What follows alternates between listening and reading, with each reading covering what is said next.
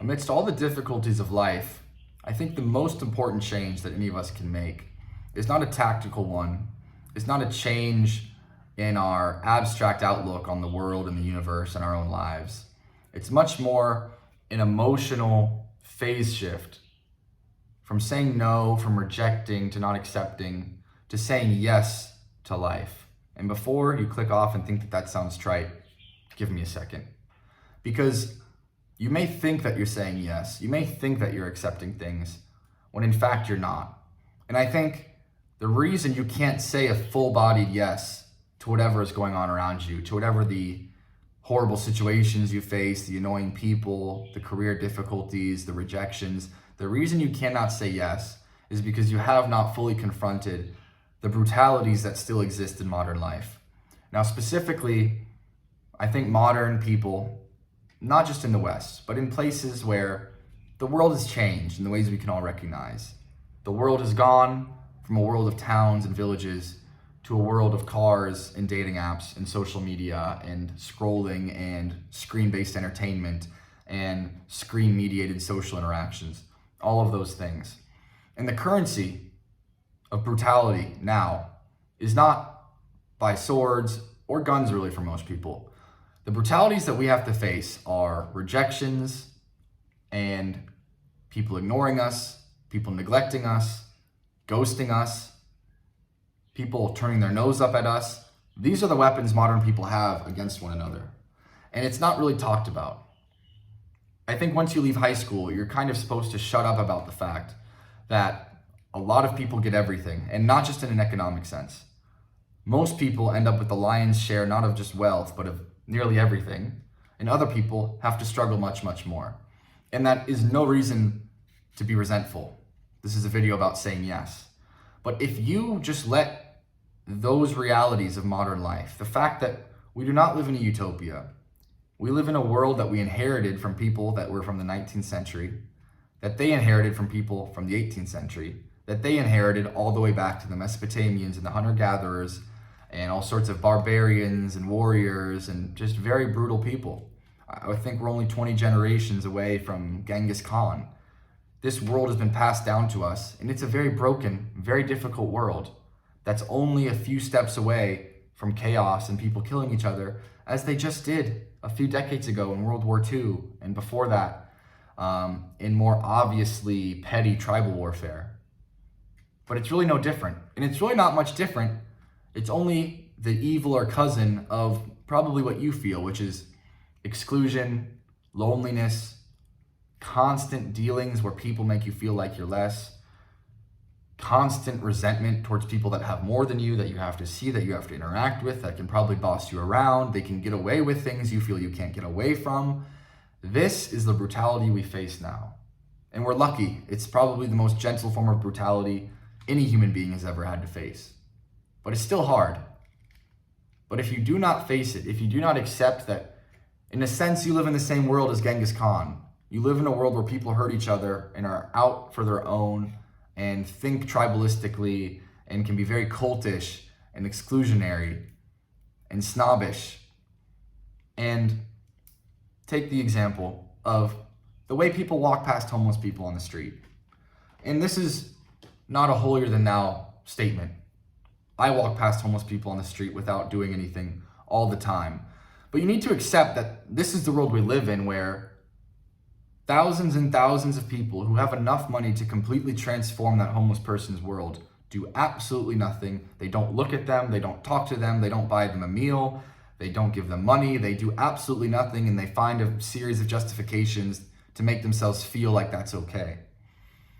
And you might say, well, some people accept that it's not okay, but they have to go to work. But even then, that is a justification that it's okay that you making $80,000 a year or whatever it is does not even pass a sandwich to that person there that has absolutely nothing. And I'm not trying to make a judgment about what should be done in that situation. What I'm trying to say is, don't shut your eyes to the fact that our world is in so many ways every bit as brutal as the ancient world. Now, I've belabored that point enough. You can only say yes when you know that this is not just a world that we inherited, but one that we're actively creating. That you are creating this reality where the homeless person is left by the side of the road. You have that neglect in you. You have that greediness for resources within you. You have that tribalism within you. This is a world that people just like you made, and that people just like you will continue. And hopefully things will change, and things have changed. And that's in you too. It's an ongoing process of moral evolution, technological evolution, and that part of it is beautiful. It's beautiful in the way that a seed growing into a flower is beautiful, to be honest.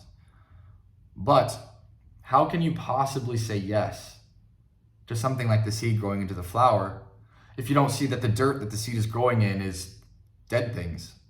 Millions and millions and millions of things had to die to create that soil, to create that flower.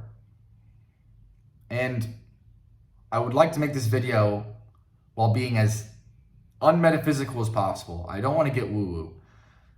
But without facing the shadow in yourself, without facing the darkest parts of your psychology, as well as the darkest parts of Mother Nature, the lion eating the baboon out on the savannah, which the camera always turns away from in the nature documentaries. I don't think you're fully enjoying the nature documentary unless you can say yes to that. Not that that's so wonderful in and of itself, but that it's an absolutely necessary part of this world right now. But as long as you're resentful of things like that, as long as you think that the world should be completely purified of all of these dark problems, and you're never going to say yes in such a way that you can help the world evolve. Because as long as you're kind of a resentful, angry little creature who wants to hide from the shadows and not accept everything that's wrong, you're not going to be able to confront those shadows, those monsters.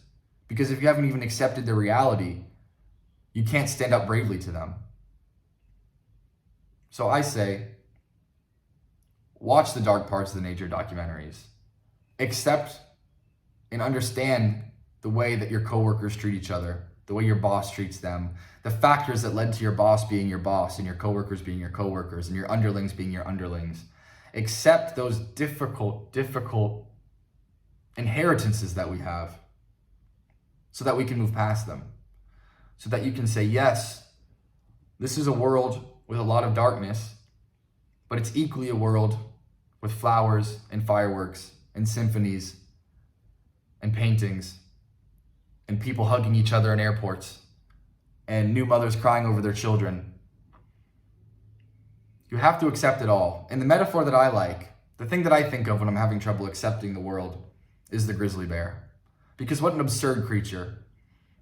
It looks absolutely adorable and floppy and silly, like a fat man in a bear suit, like slathering honey on its mouth and just looking as happy as all the world. And yet, that thing, if it saw you in the wild and was in the mood, could bat you with one paw and end your entire life. And grizzly bears have killed many, many people. And yet, sometimes the grizzly bear just walks by. There are videos on YouTube of the grizzly bear just like looking at someone, waving, and then wandering on by. And I think that's a fair image of the universe.